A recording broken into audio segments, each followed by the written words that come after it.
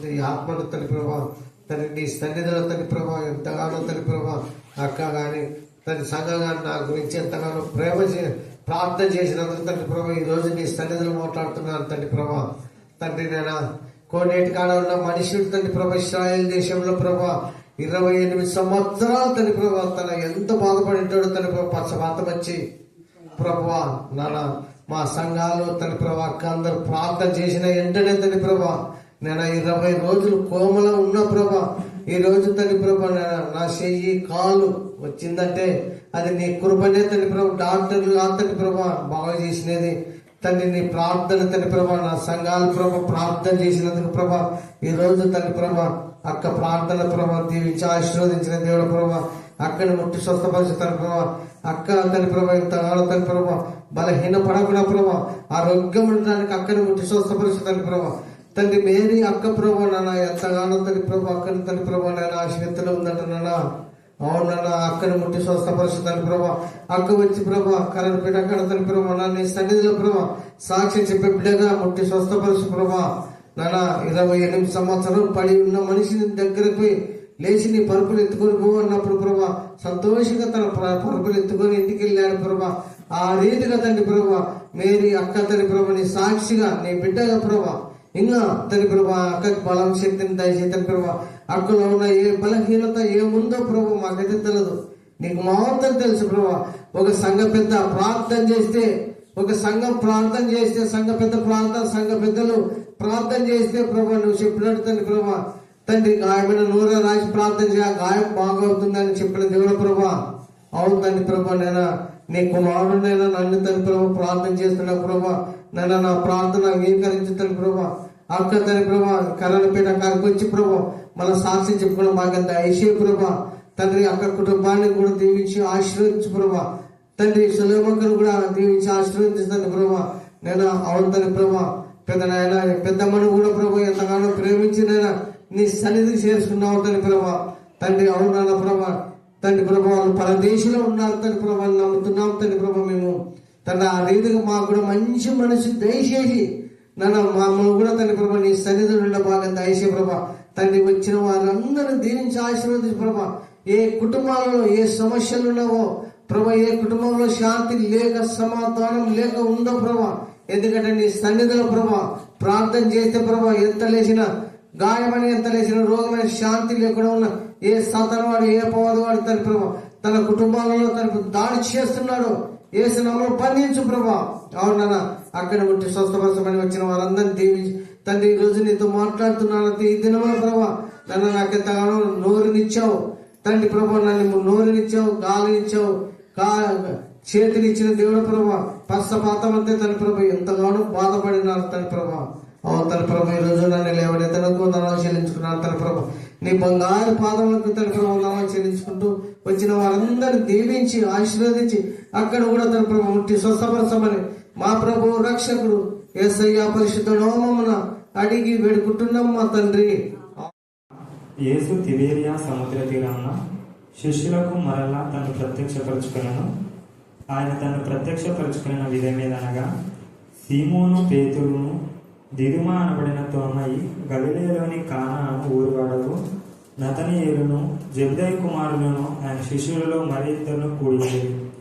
సీమోను పేతురు నేను చేపలు పట్టబోదునని వారితో అనగా వారు మేమును నీతో కూడా వచ్చేదమని వారు వెళ్ళి దోణి ఎక్కిరి, కానీ ఆ రాత్రి ఏమీ పట్టలేదు. సూర్యోదయం అవుచుండగా యేసు ధరనే నిలిచాను. అయితే ఆయన యేసు అని శిష్యులు గుర్తుపట్టలేదు. యేసు పిల్లల్లారా భోజనమునకు మీ యొద్ద ఏమైనా ఉన్నదా అని వారిని అడగగా లేదని వారు ఆయనతో చెప్పారు. అప్పుడు ఆయన దోణి కుడిపక్కన వలవేడి మీకు దొరుకునని చెప్పారు. గనుక వారు అలాగు వేయగా చేపలు విస్తారంగా పడినందున వల లాగలేకపోయారు. కాబట్టి యేసు ప్రేమించిన శిష్యుడు ఆయన ప్రభువు సుమి అని పేతురుతో చెప్పాను. ఆయన ప్రభు అని సీమోను పేతురు విని వస్త్రహీనుడై ఉన్నందున పైబట్ట వేసి సముద్రంలో దుమికెను. దరి ఇంచుమించు 200 మూరల దూరం ఉన్నందున తక్కిన శిష్యులు చేపలు గల వల లాగుచు ఆ చిన్న దోణిలో వచ్చి దేవుడి పరిశుద్ధానికి దీవించింది. ప్రాముఖ్యమైన విషయాలు ఉన్నాయి. పేతురుకు ఒక ప్రవచనం చెప్పాడు. ఏం ప్రవచనం చెప్పినాడు? యేసయ్య పేతురుకు ఒక ప్రవచనం చెప్పినాడు. ఏం ప్రవచనం? అది యేసయ్య అంత ఇదిగా మనుషులు పడితే జాలుగా నేను చేస్తాను రా పేతురు అని అట్ ద బిగినింగే చెప్తే, పేతురు ఏం చేస్తున్నాడు ఇక్కడ? ఎంత ఇదిగా పేతురు అంటాడు, ప్రభా నీకోసం నేను ప్రాణం ఇస్తా, అది ఇది ఏమో చెప్తాడు. సరే ఇంకా పిడికి వాడైపోయి ఆయన ఎవరో అన్నాడు. తర్వాత యేసయ్య వాళ్లకు సమాధానం కలుగు కాకని 40 రోజులు వాళ్ళతో మాట్లాడుతూ ధైర్యపరుస్తూ బలపరుస్తున్నారు. అంత ధైర్యపరిచి అంత బలపరిచినా కూడా పేతురు చూడండి 21వ అధ్యాయంలో స్వబుద్ధిని ఆధారం చేసుకుంటున్నాడు. ఏం చేసుకుంటున్నాడు? ఈ రాత్రి మన ధ్యాన అంశం ఏంటంటే నీ స్వబుద్ధిని ఆధారం చేసుకున్నప్పుడు ఏంటి చెప్పాలి? మీ స్వబుద్ధిని ఆధారము చేసుకొనకుడి. మీ స్వబుద్ధిని ఆధారము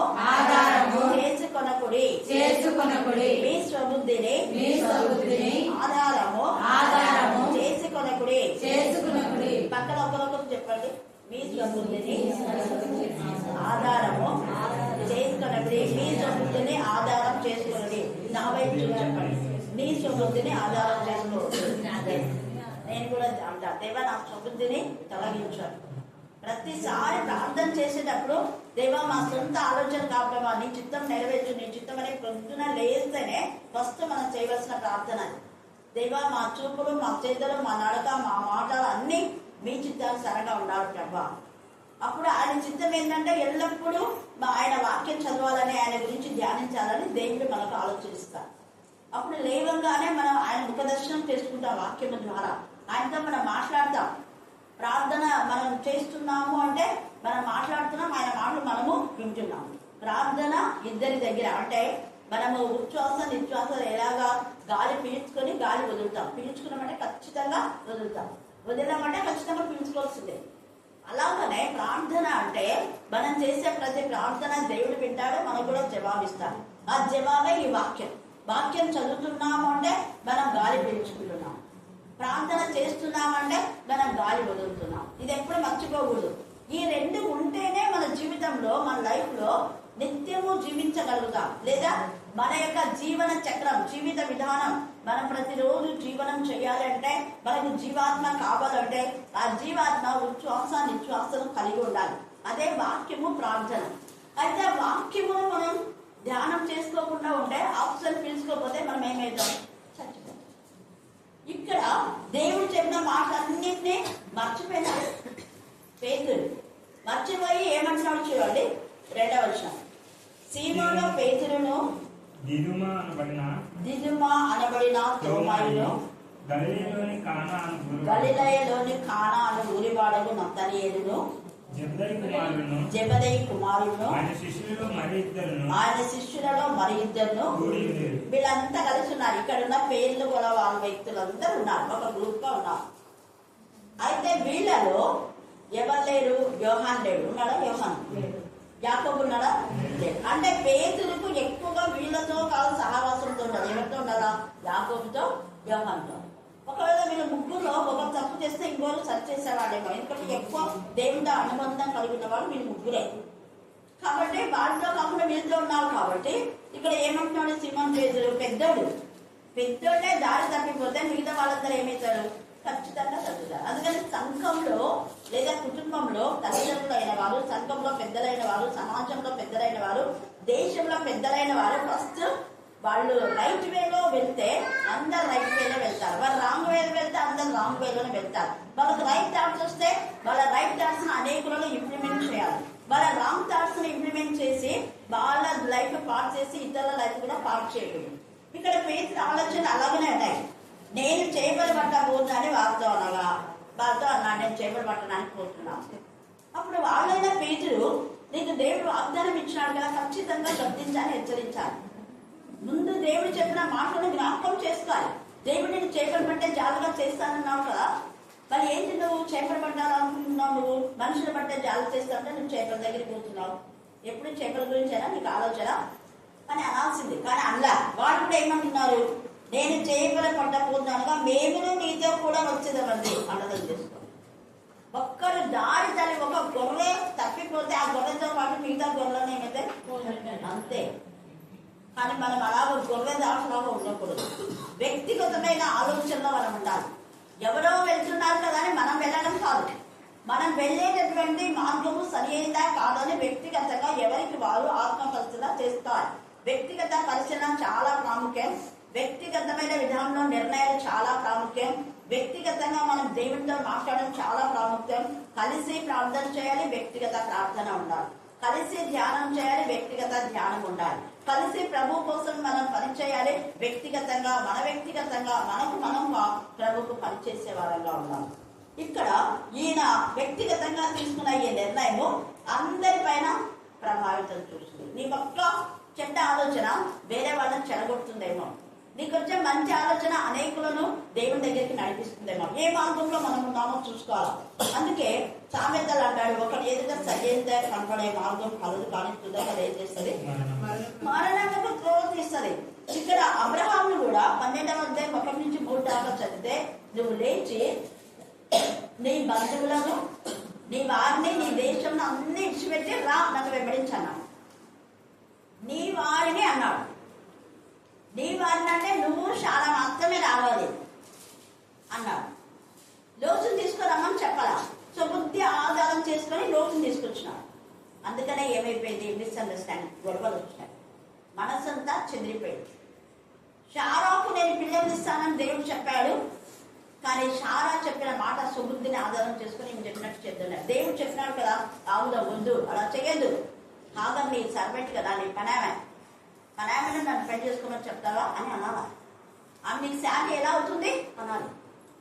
షారాకు ఒకవేళ తను తగ్గించుకొని తనకు పిల్లలు కావాలన్న ఆరాటంతో ఒకవేళ అన్న గద్దించాలి. ఆమె సర్వెంట్ కదా, ఆమె నీకు యజమానురాలు ఎలా అవుతుంది, నీకు అసలు ఏమైనా బుద్ధిని పోని, నీ చెల్లెలు ఏమైనా కాదు, అయినా దేవుడు చెప్పాడు కదా అవుదా అనాల్సింది. అలా అక్కడ హవ్వ కూడా ఆ పండించినప్పుడు దేవుడు ఏం చెప్పాడు, ఇది తినొద్దని చెప్పాడు.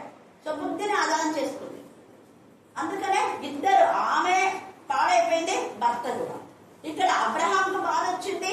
అబ్రహాం చేసిన అవివేక పనికి చాలా మాటలు గద్దించకుండా ఉన్నందుకు చాలా బాధపడింది. అబ్రహాం బాధపడ్డాడు, హాగరు బాధ, ముగ్గురికి వచ్చింది. అంటే ఒకడు తీసుకునే నిర్ణయము కుటుంబానికి నాశనం చేసేదిగా ఉండకూడదు. ఒక నిర్ణయం కుటుంబానికి ఆశ్చర్యకరంగా ఉండాలి. ఈ రాత్రి మన నిర్ణయాలు ఏ విధంగా ఉండాలి. సొంత నిర్ణయాలు ఎప్పుడు కూడా మంచి కాదు. ఆ సొంత నిర్ణయాలు దైవ చిత్తానుసారంగా ఉండాలి. అప్పుడు మన జీవితం మెరుగ్గా ఉంటుంది. అలాగే చాలా మంది తన సొంత నిర్ణయాలు తీసుకొని దేవునికి విరోధమైన పాపం చేశారు. ఎవరు చెప్పండి. ఇప్పుడు నేను అబ్రహాం చెప్పిన, లోతుని చెప్పిన, ఇంకా ఎవరు, Samson, very good, Samson, God bless him. Samson ఎంత ఇదిగా వ్యక్తిగత నిర్ణయం తీసుకున్నాడు. వాళ్ళమ్మ చెప్పింది, వద్దురా నువ్వు నాజీలు చేయబడినవాడు, నువ్వు పరిశుద్ధంగా ఉండాలి, పరిశుద్ధంగా ఎంత చెప్పినా కూడా దెలీల దగ్గరికి పోయినాడు, తప్పు నిర్ణయం తీసుకున్నాడు. తనతో పాటు తను చేసిన అవివేక పనికి తల్లిదండ్రులు ఎంత బాధపడ్డారు. అందరికీ చెడ్డ పేరు వచ్చేసింది వాళ్ళ వంశంలో కదా. అలాంటి దెలీల దగ్గరికి, వేష దగ్గరికి పోయినాడు అంటే ఎంత అవమానం, ఎంత చెడ్డ పేరు. మనం పరిశుద్ధంగా ఉండేవాళ్ళం కదా, దేవుని చేత మనం ప్రత్యేకించబడిన వాళ్ళు, మనం ప్రత్యేకంగా ఉండాలి. అలాగా సంసోను ఎంతగా తను చేసిన అవివేక పనికి ఎంత బాధను అనుభవించినాం. ఇంకా ఎవరు, యాకోబు కూడా సొంత బుద్ధిని ఆధారం చేసుకున్నాం. దేవుడు ఆశీర్వదిస్తాడు, ఎప్పుడు ఆశీర్వదిస్తాడు, ఆశీర్వదించ టైంకు వేచి ఉండాలి. కానీ తొందర పాటుతో తన సుబుద్ధిని ఆధారం చేసుకుని వాళ్ళ జ్యేష్ఠతో పక్కను లాగేసుకుని మోసంగా ఎన్ని సంవత్సరం 21 సంవత్సరం బాధ అనుభవించి ఒక్కసారి చేసిన మోసంతో 7 సార్లు మోసపోయారు. ఈ రాత్రి మనం అలా ఉండకూడదు. యాకోబు చేసినటువంటి యొక్క తల్లి అవివేక ఆలోచన, తన కుమారుని ప్రేమించి చిన్న కుమారుని గురించి సొంత ఆలోచన, సుబుద్ధిని ఆధారం చేసుకుంది. తద్వారా అక్కడ రిబ్కా బాధపడింది, ఇస్సాకు బాధపడినాడు. కారణం ఇద్దరు కొడుకులు వెళ్ళిపోయినాడు. చూడండి ఎంత అవివేక పనులు. ఇంకా దావీదు ఏం సొంత ఆలోచన చేస్తున్నాడు, బర్షబా విషయంలో, ఇంకొకటి లెక్కించే విషయంలో. ఈ రెండే ఆయన చేసింది. సౌలు ఇంకా బాగా చెప్తున్నారు పిల్లలు. క్లాస్ పెట్టండి పిల్లలకి. సౌలు అయితే ఎంత అవివేకం అంటే అంత అవివేకం. ఫస్ట్ టైము శామ్యూయలు దేవుడిని అభిషేకించాలనుకున్నాం అంటే, అయ్యారు అలాగా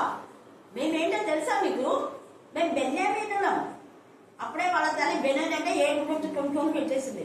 నా బతుకత ఎలుగుకోట్లా. కానీ వాళ్ళ నాన్న బెన్యామిని కుడి చేతి పుత్రుడు అని పెట్టేశారు. ఆశీర్వదించబడ్డాడు బెన్యామిని కొడుక.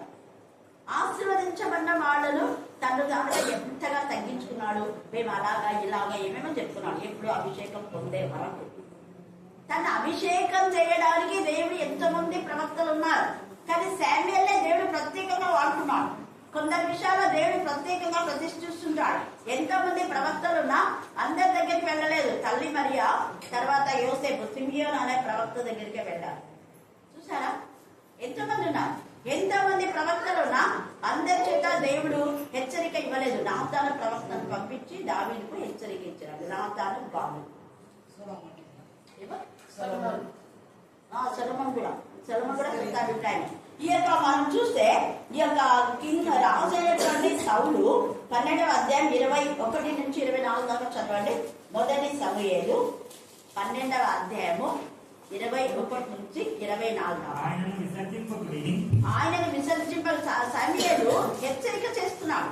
ఆయనను విసర్జింపకుడి, ఆయనను విసర్జించువారు ప్రయోజనం మారిన వారై రక్షింపలేని మాయా స్వరూపములను అనుసరించు నిజంగా అవి మాయనే. యెహోవా మిమ్మును తనకు జనంగా చేసుకుని, ఇక్కడ బాగా అర్థం చేసుకోండి. యెహోవా మిమ్మును తన జనంగా చేసుకున్నప్పుడు మనం ప్రత్యేకంగా ఉండాలా, ప్రతిష్ఠించబడిన బిడ్డలుగా ఉండాలా, ఏర్పరచ వంశమై ఉండాలి. రాజులైన యాజకుడుగా మనం ఉన్నాం. ఇది ఎప్పుడు లైఫ్ లో మర్చిపోకూడదు. దేవుడు మనలో తన స్వకీయ జనంగా, స్వకీయ సంపాద్యంగా ఆయన ఏర్పాటు చేస్తాడు. ఆయన అంటాడు మీరే నా సొత్తు అంటాడు. మనం కూడా దేవా నీవే నా సొత్తు అనాలి. ఆత్మలే నా ఆనందం అంటాడు. ఆత్మలే నా కిరీటం అంటాడు సౌలు. ఆత్మలో అనేక మంది ఎదగకపోతే మనకి ఎంత ధనమున్నా ఎంత ఆస్తిపాస్తున్నా వేస్ట్. ఆత్మలను గురించి దేవుడు లెక్క అడుగుతాడు. ఆత్మల ఆనందంలో ఆత్మలు ఎంత బలపడుతున్నాయి అనేది దేవుడికి లెక్క. ఇక్కడ అందుకే చెప్తున్నాడు శామ్యూయల్ ఇష్టం కలిగి ఉన్నాడు. తన ఘనమైన నామం నిమిత్తము బయటలో చదవమ్మా, ఎన్నిసార్లు చదవాలి. మంచిది. యెహోవా మిమ్మును తనకు జనంగా చేసుకొనుటకు ఇష్టం కలిగి ఉన్నాడు. ఇష్టము ఎంత ఇష్టం అంట మనం ఆయన జనం అంటే. మనము ఆయన జనంగా ఉండి ఆయన మనలో సంచరించి మనం ఆయన ఎందుకు చెల్లించి ఫలించి ఉనికి కలిగి ఉండాలని ఎల్లప్పుడూ ఆయన ఎదుగుతుందని ఆయన చేతిలో చెప్పుకొని ఉన్నాడు. తన ఘనమైన నామం నిమిత్తము తన జనులను ఆయన విడనాడాడు. తన జనుల విడనాకుండా ఘనంగా ఇచ్చినాడు ఆయన. విడనాడాడు. ఇంకా నా మట్టుకు నేను మీ నిమిత్తము ప్రార్థన చేయుట మానుట వలన యెహోవాకు విరోధముగా పాపం చేసిన వాడిని అవుతాను. ఎందుకంటే మీరు దేవుని చేత ఏర్పరచబడిన జనుల కోసం ప్రార్థన చేయాలి. అందుకనే లూసిఫర్ కోసం కాదు. తండ్రి అయిన దేవుడు ఇక్కడ యేసు ప్రభుల వారు కూడా యోహాను సువార్త 17వ అధ్యాయంలో ప్రత్యేకంగా నీవు నాకు ఇచ్చిన వారి కోసం నేను ప్రార్థన చేస్తున్నాను. దేవునికి ఇష్టమైన జనం కోసం, పరిశుద్ధుల కోసం ప్రత్యేకంగా ప్రార్థన చేయండి అని రాయబడింది. ఎడతెగక ప్రార్థన చేయండి అని రాయబడింది. పరిశుద్ధుల కోసం, సేవకుల కోసం, దేవుని జనుల కోసం. ఇక్కడ మీరు దేవుని జనులు కాబట్టి, దేవుని ఏర్పరచబడిన బిడ్డలు కాబట్టి, దేవునికి ఇష్టమైన బిడ్డలు కాబట్టి మీకోసం నేను ఖచ్చితంగా ప్రార్థన చేయాలి. మీకోసం చేయకపోతే దేవుడు నన్ను అడుగుతాడు. అందుకని తేటగా ఇక్కడ శామ్యూయల్ చెప్తా ఉన్నాను. యేసయ్య కూడా అక్కడ అదే చెప్పాడు. నేను లోకం కోసం చేయటం లేదు ప్రభువా, దేవుడు నాకు ఇచ్చిన పిల్లలు నాశనం కాకూడదు. నాశనపుత్రులు మాత్రమే నశించారు, వేరే వాళ్ళు కాదు. తేటగా చెప్పాడు 24 వరకు. కానీ శ్రేష్టమైన చక్కని మార్గంను మీకు బోధించును. ఆయన మీ కొరకు ఎన్ని గొప్ప కార్యములను చేసెనో అది మీరు తలంచుకొని మీరు యెహోవా యందు భయభక్తులు కలిగి నిష్కపటులై పూర్ణ హృదయంతో. ఎన్ని ఉన్నాయి అక్కడ. ఆయన చేసిన అద్భుత కార్యాలు ఒక్కటి మనం జ్ఞాపకం చేసుకోవాలా. ఆయన నిష్కపటులై పూర్ణాత్మత, పూర్ణ మనస్సు, పూర్ణ బలంతో, పూర్ణ శక్తి, పూర్ణ వివేక వివేకంతో, శక్తి లోపం లేకుండా ఆయనను స్తుతించాలి, ప్రార్థించాలి, ఆరాధించాలి, గణపరచాలి, మహింపరచాలి. ఇంకా అదంతా మీరు చదువుకోండి. 24 కండక్ట్ చేయండి. ఎట్లా మర్చిపోతారు మీరు ఆయన చేసిన మేడం. తర్వాత ఇంత హెచ్చరిక చేసినాడు. ఆ తర్వాత ఏం చేసినాడు చూడండి. కింగ్ సౌలు 13వ అధ్యాయము 8వ వచనం. సమూయేలు చెప్పినట్టు అతడు 7 దినములు ఆగి సమూయేలు గిల్గాలునకు రాకపోవటయు జనులు తన యొద్ద నుండి చెదిరిపోవటయు చూచి దహన బలులను సమాధాన బలులను నా యొద్దకు తీసుకొని రమ్మని చెప్పి దహన బలి అర్పించాను. ఎంత అవివేకి. శామ్యూయేలు చెప్పినాడు, ఏమని మీరు పోండి, 7 దినాలు అక్కడ ఉన్నాడు, నేను వస్తానన్నాడు. ఆయన ఎప్పుడు వస్తే అంతవరకు వేయించుడా. ఆయన అధికారి కదా, ఆయన యజమానుడు కదా, ఆయన అభిషేకించిన వాడు రావాలి కదా అనే ఇంగిత జ్ఞానం లేకుండా తన రాజు కదా అనే అహంకారంతో, గర్వంతో తన దగ్గర ఉన్నటువంటి బలమైనటువంటి పశువులను పెట్టుకున్నాడు. అవి అమాలేకుల దగ్గర నుంచి తీసుకున్నవి, అవి అక్రమమైనవి, అవి అపవిత్రమైనవి. చెప్పాలంటే అవి శపితమైనవి ఏమి ఉంచుకోవద్దు, అన్ని తీసేసాయి అన్నాడు. కానీ శపితమైన వాళ్ళలో దేవుడు చెప్పింది చేయకుండా కొంతమందిని ఉంచుకొని, కొన్ని పశువులను కూడా బలమైన వాటిని ఉంచుకొని ఇప్పుడు అవి దేవుడికి అర్పిస్తున్నాడు. నీ ఇష్టానుసారమైంది దేవుడికి అర్పిస్తే అది అర్పణ కాదు. ఎంత ఉన్నది చిరిగిపోయిన సంచిలో వేసినట్టే, ఎన్ని లక్షలు వచ్చినా చిరిగిపోయిన సంచిలో వేసినట్టే. వాడు పైకి ఎదగరు. ఎందుకంటే ఇక్కడ ఏం అర్పిస్తున్నాడు? న్యాయమైన విధానంలో అర్పణలు లేవు. ఈ అర్పణలు ఎలా ఉన్నాయి? దేవునికి ఇష్టమైన అర్పణ కాదు. బలిసిన వాటిని, బలమైన వాటిని ప్రభు నేను బలి అర్పించాను, ప్రభు చాలా అర్పించాను అని అనుకుంటున్నాడు తనకు తానుగా. శామ్యూయేలు కోసం ఎదురు చూడలేదు. శామ్యూయేలు పెద్దవాడు కదా, తను అభిషేకించిన వాడు కదా, తన యొక్క ఆలోచన చెప్పిన వెళ్దాంలే అని అనుకోలేదు. తన సొంత ఆలోచన వర్కౌట్ చేసి, అమ్మయ్యా నేను దేవుడికి చాలా బలులు అర్పించిన, అర్పణ చాలా ఎక్కువ అర్పించిన అని సంబరపడిపోతున్నాడు. వెంటనే అక్కడ సౌలు వస్తాడు. 13 నుంచి చదువు.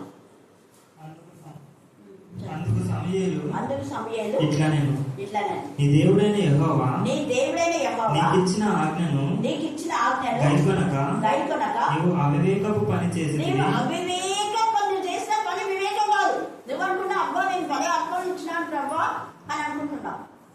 దేవుడు ఎడ్లు నాకు అర్పించాలని సంతోషపడతాను అనుకుంటున్నావా? నువ్వు కాదు. అది రైట్ వేలా ఇచ్చినవి కాదు, అవి శపితమైనవి, అవి ఆశీర్వాదకరమైనవి కాదవి. అందుకే పిడికాడి విత్తనంలో ఇచ్చుచుకో విత్తు సంతోష గానంతో కనడం. వీరికి ఎన్ని కొలలు పెట్టినా కూడా మీకు కొంచెమే వస్తుందండి వాక్యం. ఎన్ని ఉన్నా కూడా అవన్నీ ఎట్లన్నా ఎగిరి కాకెత్తుకుపోయి అన్నట్టు మళ్ళీ అంతే. ఇక్కడ ఎంత చక్కగా చెప్పిన అవివేక పనులు చేయొద్దు, అది స్వబుద్ధిని ఆధారం చేసుకోవాలి.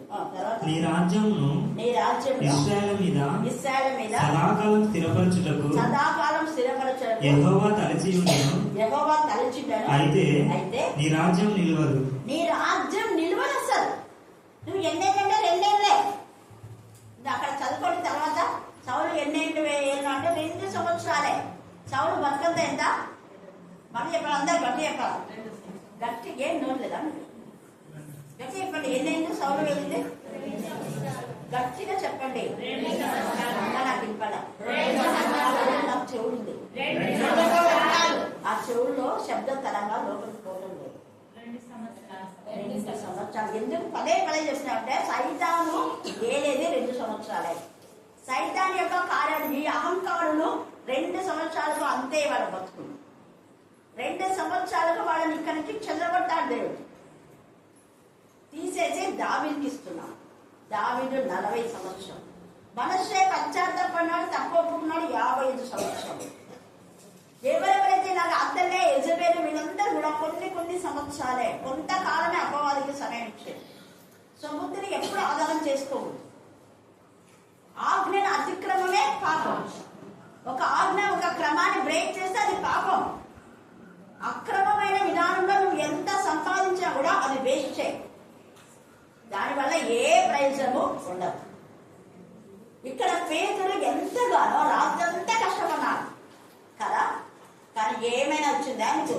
ఒక్క చెప్ప కూడా పడ. సొంతగా చేసేవి ఏమి వర్కౌట్ కావు. రోజు తన సొంత ఆలోచనలో వెళ్ళిపోయినాడు, ఏమి సంపాదించుకోవాలి. ఓర్వ తన సొంత ఆలోచనతో వెళ్ళిపోయింది. ఆమె పేరు ఎక్కడ రాయబడింది? అననీయ సిప్పోరా కూడా, వాడు కూడా సప్పిర. అననీయ సప్పిర, సిప్పోరా కాదు, అననీయ సప్పిర. చెప్పండి, వాళ్ళు చెప్పారా? అలా చెప్పారా? అననీయ సప్పిర అనేవాళ్ళు భార్య భర్తలు. కానీ వాళ్ళందరూ పాపంలో ఏకీభవించారు. చాలా మంది భార్య భర్తలు భార్య చెప్పే మాటలు విని ఏకీభవించి పాపంలో పోతున్నారు. ఆహాబు లాగా. ఆహాబు యెజబెలు మాటలు విని మానసికంగా కృంగిపోయింది. లాస్ట్ పశ్చాత్తాపడ్డాడు. ఏం ప్రయోజనం? వంశమంతా నాశనం అయిపోయింది. అననీయ సప్పిర కూడా ఇద్దరు ఏకంగా కూడా అబద్ధం అన్నారు. అబద్ధవాడు బెదిరి యెహోవాకు హేయం. అక్కడనే చనిపోయినా. దేవుడి ఉగ్రత గురైపోయినా. సంపాదన దేవుడి ఉగ్రత గురైగా చేయకూడదు. సంపాదన ఇతరులకు ఆశ్చర్యకరంగా ఉండాలి. మనకిచ్చిన దాన్ని 10 మందికి మనం ఆశ్చర్యకరంగా, ఎంతసేపు నేను నా సొంతం నా అక్కడ మాత్రమే తీరాలి అనుకునేది స్వార్థం. సౌలు అలా స్వార్థంతోనే నేను నా కొడుకు రాసుకున్నాను. ఇంకా మిగతా నా అవసరం తీర్చిన వేరే అవసరం తీర్చాలి. అదే ఆశీర్వాదం. ఇచ్చిన ద్వారానే ఆశీర్వాదం. ఇవ్వకుండా బిగపడితే అవి అంతే. మళ్ళీ ఎప్పుడు చూడాలి, బిగపట్టడం అంతా అస్సలు ఉండకూడదు. ఎప్పుడైతే ఇస్తుంటామో ధారాళంగా ఆ ఫౌంటైన్ మనం ఏం చేస్తామో చెడిమను నీళ్లు తోడే కొద్ది ఏమైతుంటాయి, వస్తూనే ఉంటాయి. ఫ్రెష్ వాటర్ అట్లా ఉంటే అట్లా ఉంటాయి. దొరికిపోతే అంటే మనకు కూడా బ్లెస్సింగ్స్ అంతే. నూతనమైన ఆశీర్వాదాలు రావాలంటే ముందు నీ దగ్గర ఉన్నది ఏం చేయాలి? మీరు పంచుకోండి అన్నాడు యేసయ్య. ఉంచుకోండి అన్నా. ఏమన్నాడు? మళ్ళీ చెప్పారా? ఉంచుకోండి అన్నాడు, పంచుకోండి అన్నాడు. అపోస్తలుల ద్వారా తమ దగ్గర ఉన్నదంతా పంచుకున్నారు. ఎవరి అక్కర కొలది వాళ్ళకి ఇచ్చేసారు. అక్కర తీరింది, అయిపోయింది. ఈ రోజు నీ ఎక్కడ తీరిందంటే మస్తు రోజే మళ్ళీ వేరే వాళ్ళకి హెల్ప్ చేసే విధానంలో ఉన్నారు. అందుకని ఇక్కడ వీళ్ళైతే అలా కాకుండా ఈ కింగ్ సొబుద్ధిని ఆధారం చేసుకున్నాడు. అననీయ సప్పిర కూడా సొంతగా ఆలోచన చేసుకున్నాడు. మన భక్తులు ఎట్లా ఎవరైనా చూడండి, సొబుద్ధిని ఆధారం చేసుకునే వాళ్ళు ఎప్పటికీ పైకి రారు. ఇది మీ డైరీలో రాసి పెట్టుకోండి. ఎప్పటికీ ఇంకా జీవితం అంతా కూడా ఒకరిపైన ఆధారపడమే ఉంటుంది. ఒకరిపైన ఆధారపడే జీవితం మనకు రావాలంటే ఫస్ట్ రిసీవింగ్ కావాలి, గివింగ్. హల్లెలూయా. తన సొంత ఆలోచన నాకు మాత్రం నేను బాగా సేవ పెట్టుకొని పెద్దగా అయిపోతున్నా అనుకున్నాడు. పేరు వాళ్ళు కూడా వచ్చినారు. ఏమైనా వచ్చినాయి, ఒక్క చేపకు పడలేదు. వాళ్ళ యేసయ్య అప్పుడు పిల్లలారా మీ దగ్గర ఏమైందంటే ఏం లేదు. చూడండి, ఏంటే అప్పుడు ఏమన్నారు? నేను మేము పిలిచినప్పుడు మీకు ఏమైనా తగ్గలితే ఏం తక్కువ కాలేదు ప్రభు. యేసయ్య కావాలని అడిగినారు. పిల్లలారా మీ దగ్గర ఏమైనా ఉన్నదా? లేదని వారంటే ఎంత బాధ. ఈ పద్దం ఒక్కటి చదువుకోండి. లేదని వారు ఆయనతో చెప్పిరి, లేదని వారు ఆయనతో చెప్పిరి, లేదని వారు ఆయనతో చెప్పిరి. ఎంత బాధ. అక్కడైతే ఇక మరి పక్షవాతం గల వ్యక్తి అక్కడ ఉన్నప్పుడు శృంగారం అనే దేవాలయం దగ్గర పేతురు అంటారు, మా దగ్గర ఉన్నాయి మీకు ఇస్తామన్నాడు. లేవని చెప్పరా? ఏమన్నాడు అక్కడ? ఉన్నవే.